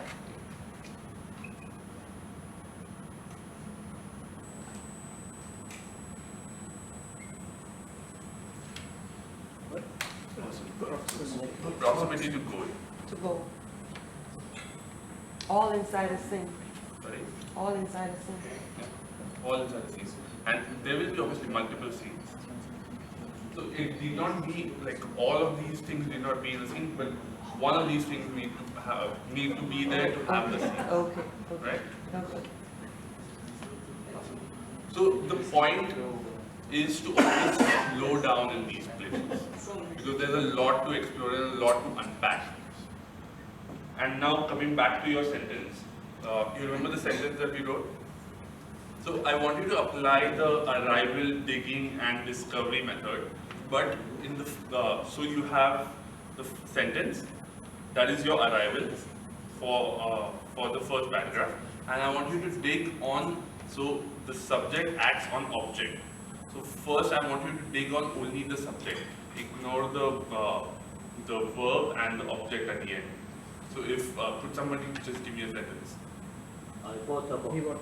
I bought a book. I bought a book. I'll just say that he bought a book. So in the first paragraph, I want you to write down 3 paragraphs. And the first paragraph you will dig and talk about only the he. Who is he? How does he look? And all of those things. I can't put this up here. Oh yeah. In the second paragraph, the same first sentence is your arrival, and I want you to talk about how he bought it. Talk about the verb. And in the third paragraph, I want you to talk about the book. The arrival of all 3 paragraphs is the same sentence, but each paragraph explores different parts of that sentence. And how many sentences in Quran? Around 4 to 7. That's the rate. You already know that part. You already know that part. Makes But sense? what this teaches you is that you don't have to move so fast. You can take your time. In fact, you can take your time so slowly that you can start the same paragraph 3 times with the same exact sentence, and the reader is still interested, as long as you focus on something new in the next paragraph. So if you think about the paragraph, the sentence, it has 3 parts, A, B, and C. The boy looked at his lunch, right? A, B, and C. First paragraph is A. Second paragraph is going to focus on B. Second paragraph is going to focus on C with the same arrival for each one. I know this is going to sound strange, but it's actually really fun to do this. It's a lot of fun. You wouldn't realize how many things you can unpack from that simple sentence.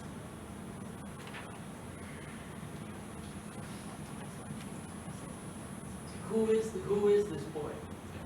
You know, how is he going about looking at this food? What is this lunch?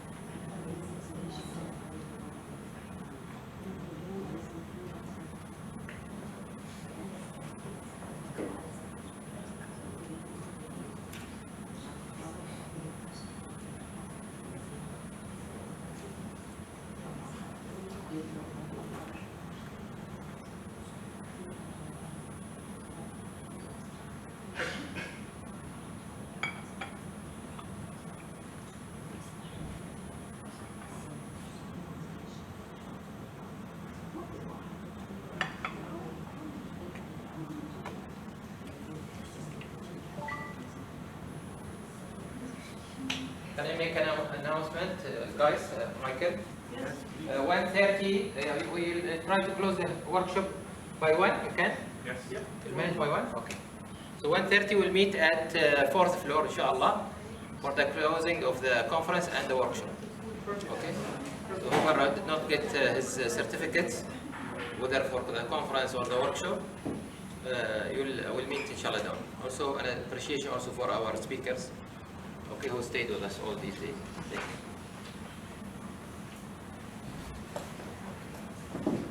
And Majlis hall.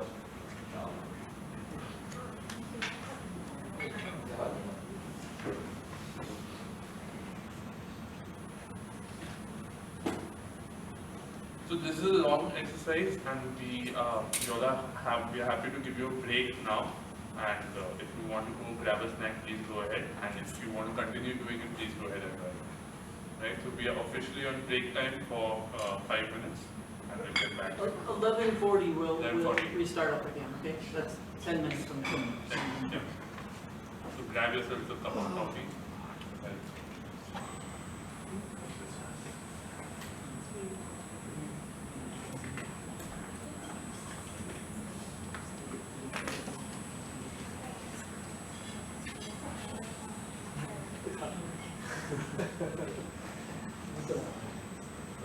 So,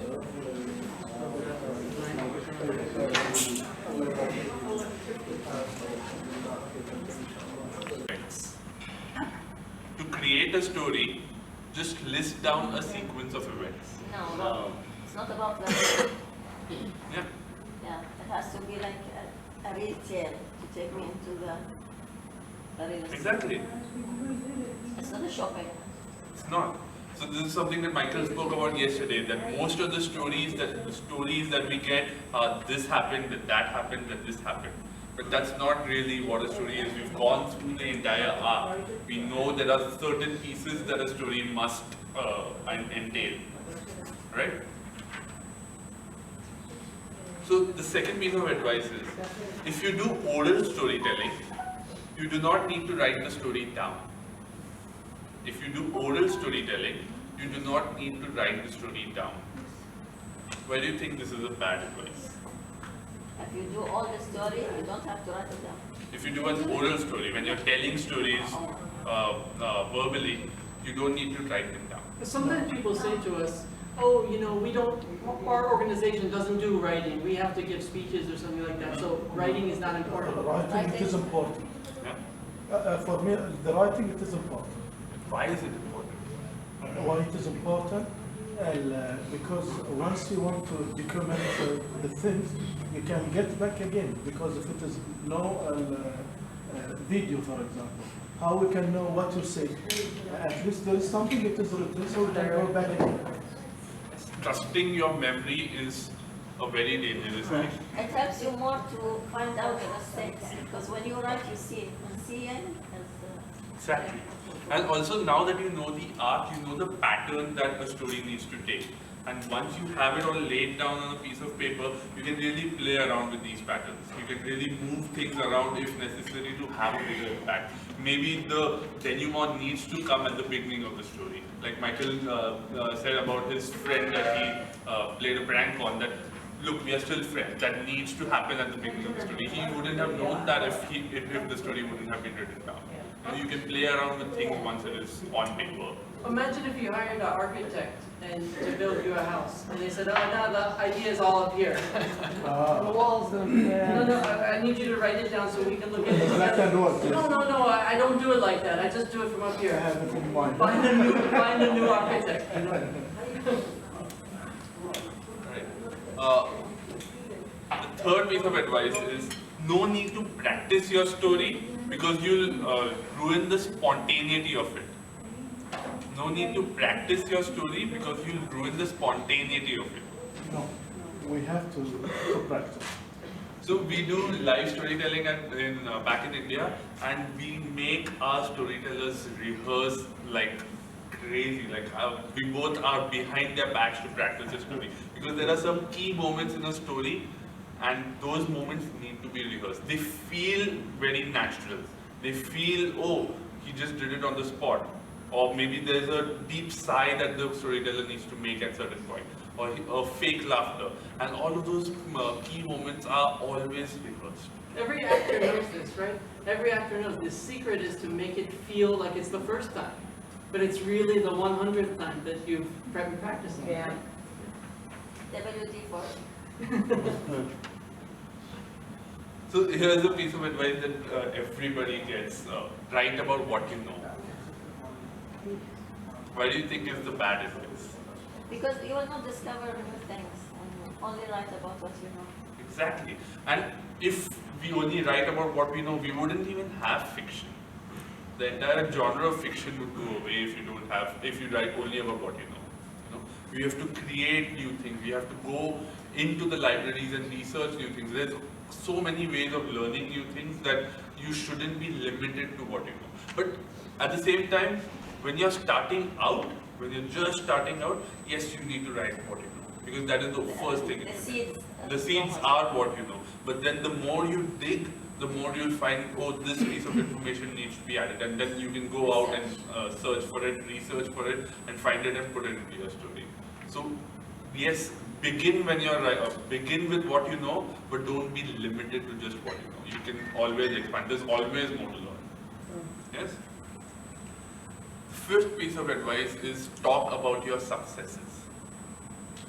Why do you think this is a bad advice given to storytellers? I think we've spoken about this, touched upon it yesterday. But why do you think talking about your success is such a bad idea? Because, as you said, the story is about failure or about something going wrong. That's exactly right. The story, you always have a story when something goes wrong. When something is going right, it's more equivalent to a speech. But when something is going wrong, you have a story in your hand. And we learn so much more in life by the things that went wrong, not the things that went right, Excuse me, and how about the documentaries, stories, the films that they are doing? For some of the clubs, they win and they have difficulties, but at the end they win. So it's yes, that is the end. Right. But the struggle that they went through to reach that victory is what is more important than the victory itself. Of course. The journey is more important than the destination. That holds true over here as well. Here, yeah. Yes, we climbed the mountain, but we struggled Oh, and struggle almost died on the way to up there. You know? Yes. Yeah. That's So we have a little reminder of these things that Akshay just mentioned, but just so you don't have to necessarily write them all down.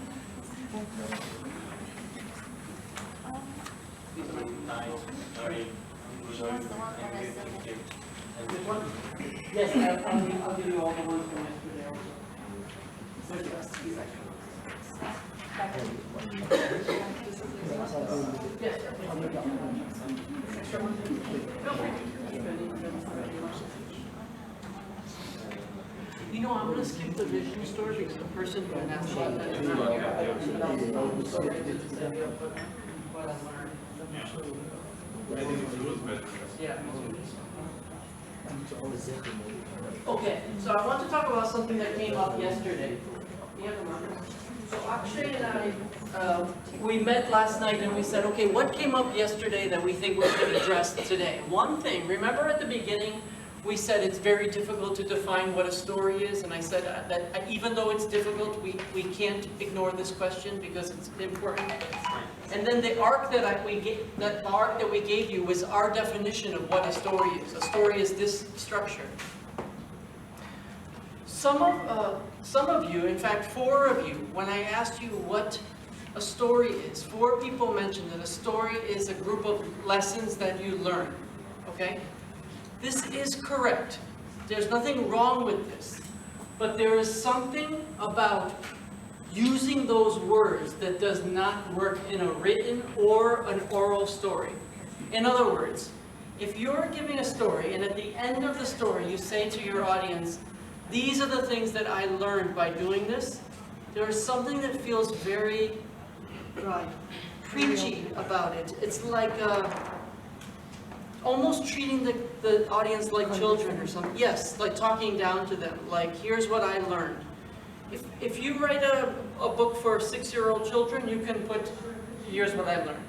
But adults, we just don't like to hear that. So the words, there's a very easy fix for this, like an unbelievably easy fix. All you do is you take this and you swap it out with, this is how this story changed me. This is what changed for me. So you tell a story about this, the most important 1 year of your life, and then you say, at the end of that year, I realized that I had changed in 3 important ways. The first one is I realized this, the second one is I realized this, and the third one is I realized this. You don't even have to change any of the other words. All you have to do is take out lessons learned and put in change. I promise you it makes a massive difference.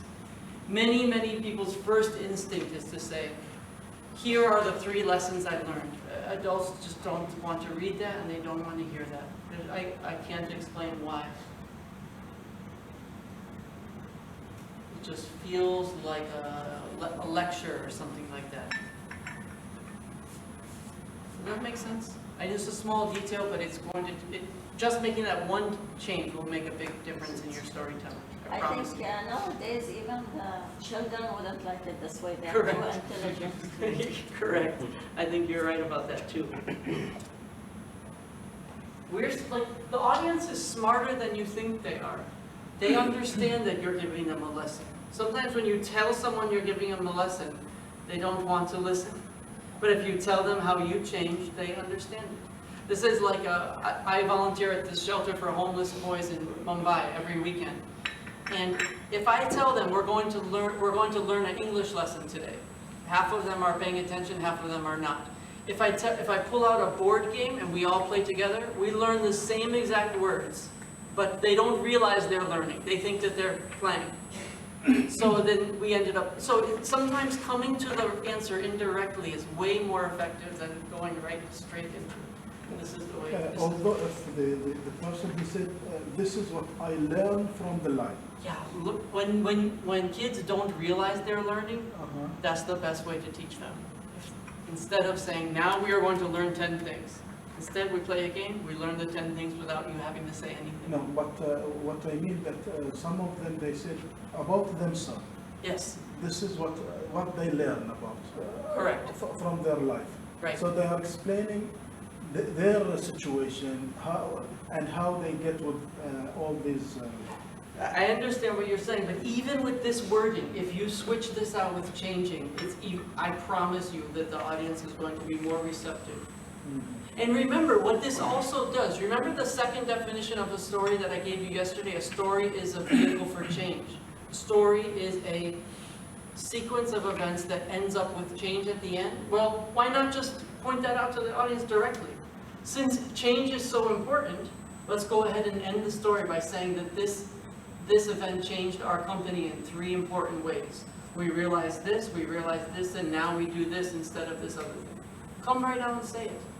There's no need to hold it back and use this type of, it's called pedantic or pedagogical or condescending language as well.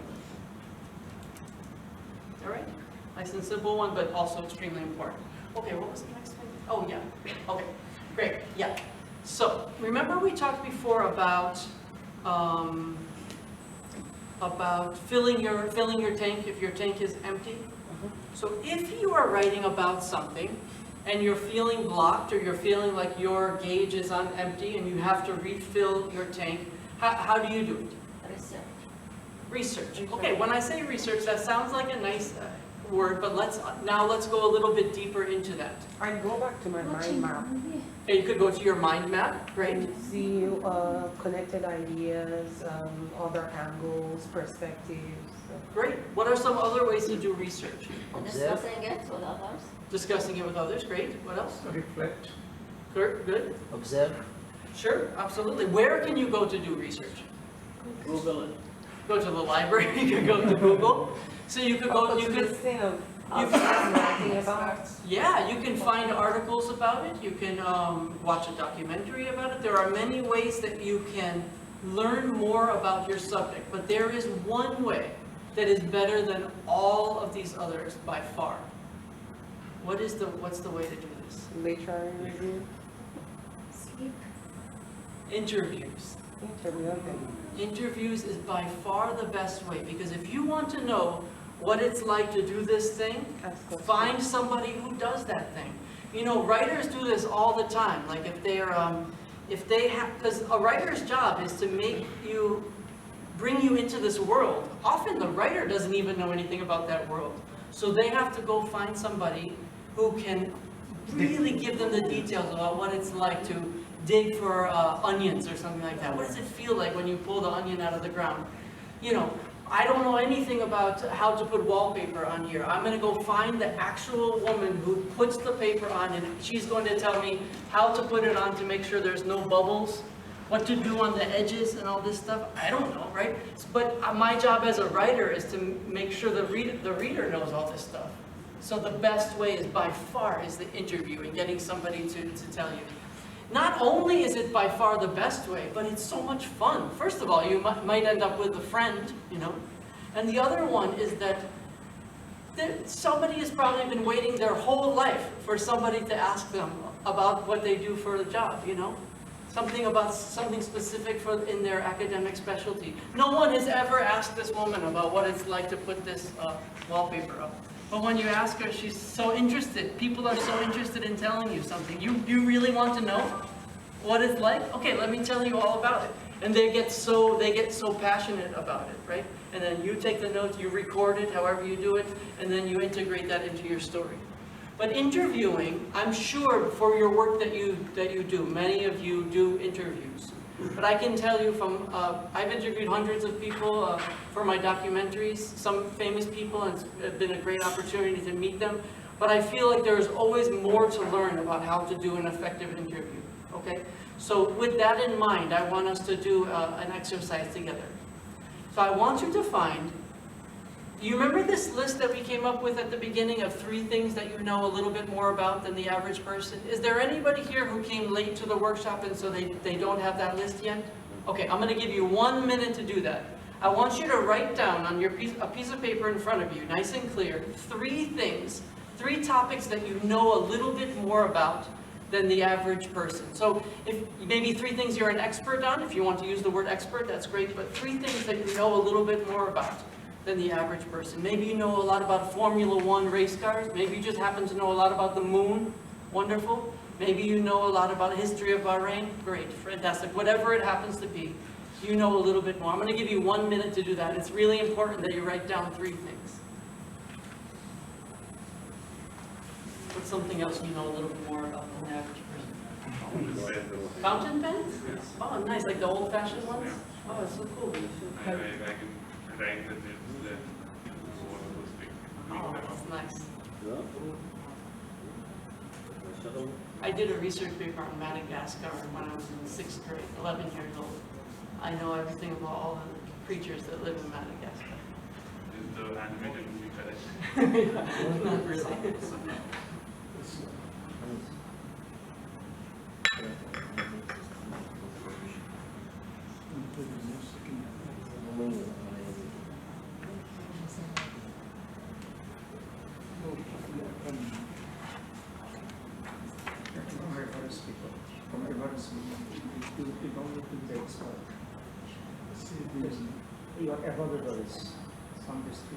Okay, everybody has 3 things?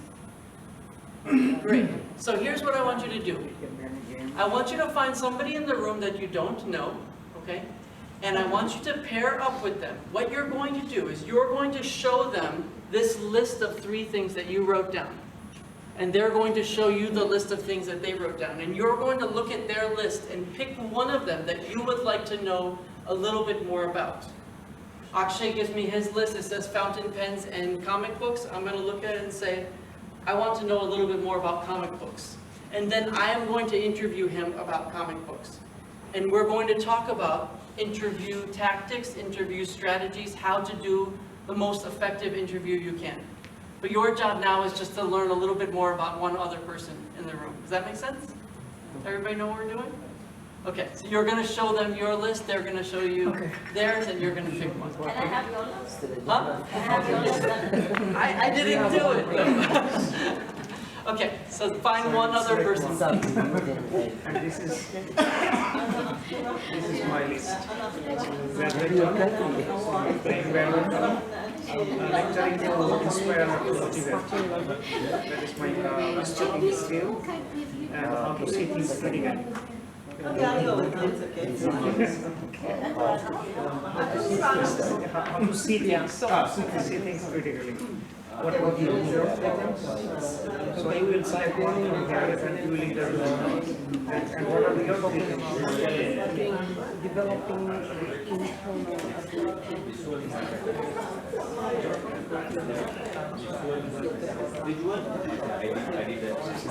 Maybe not like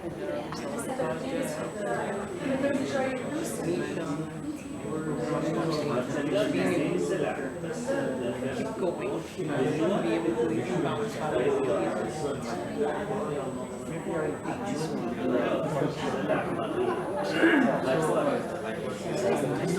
You can pick anyone, but I will interview you first. Be involved in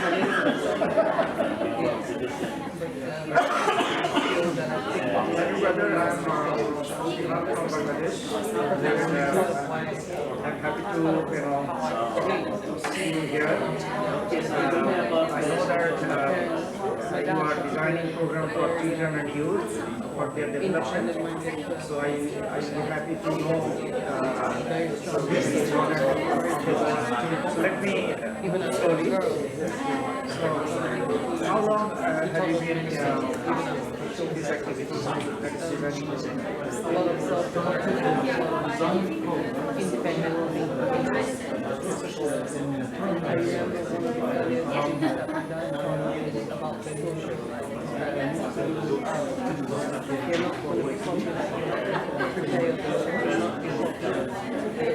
Once you make up your mind about that this is the connection, even though you're the only person who sees that thing, you can really It's so strange. Designing children, what kind of kids trying to what would be like, but you know, as far as at that time, without you know,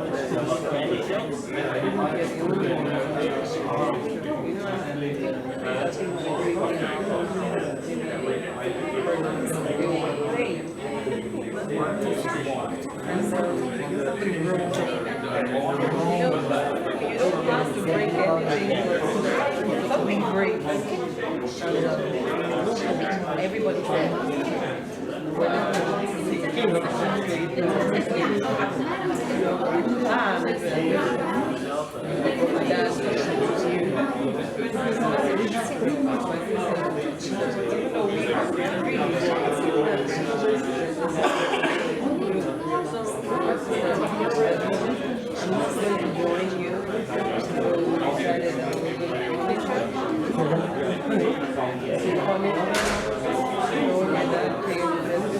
exactly what that is what we planned. But this is the truth. So that gave her, she didn't join us. And now that is inside our inside that it makes you strong here because you're not afraid out there to be yourself, to everybody you're the only one. It's okay. When I went to school in France, we stayed in a very small campaign. That's where the big yes. My entire class, I'm the only person but I don't feel bad, I don't feel I don't hate them, they don't hate me. You can drink your choice, but I don't have to drink just because you're drinking. I don't have to you meet those things all along the line, all your friends are speaking, everybody is you don't feel like you have to sleep with everybody doing it. You're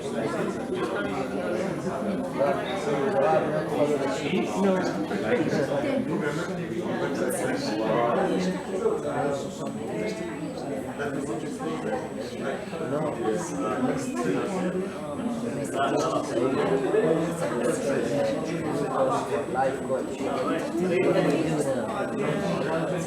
Because for that, I asked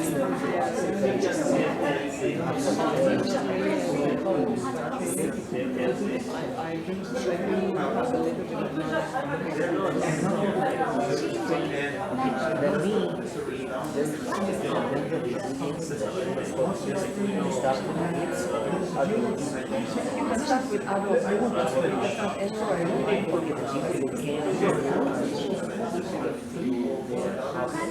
Yeah, sometimes it's really their problems. Sometimes I can see. I can, yes. Even if we're from here, my friends, work, sometimes, yes. Sometimes it's ladies all my work. Physical activities, social activities. I just try to avoid the relationship. So are you doing it only in Bahrain or you are doing some other period? It's not even something that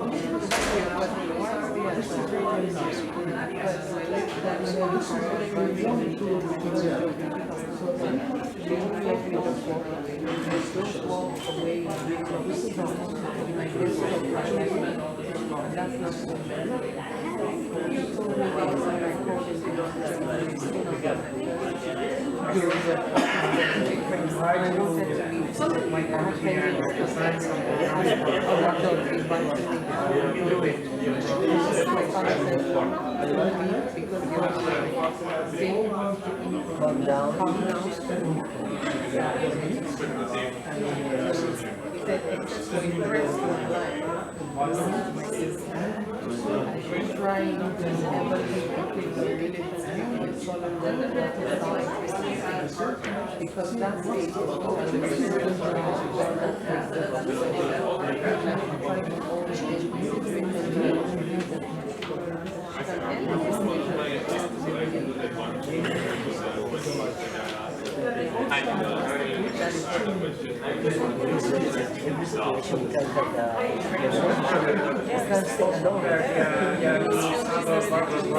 You will have a situation where I think this is my pencil, you think this is the pencil. This is the situation. We can get it, or maybe I can leave the pencil, or the conversion pencil. Can we have it, or that's the situation. But I don't have to change the relationship just because of the situation. I like this.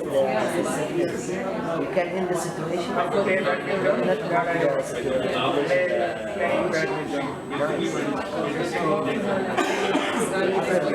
What's the result of this conversation?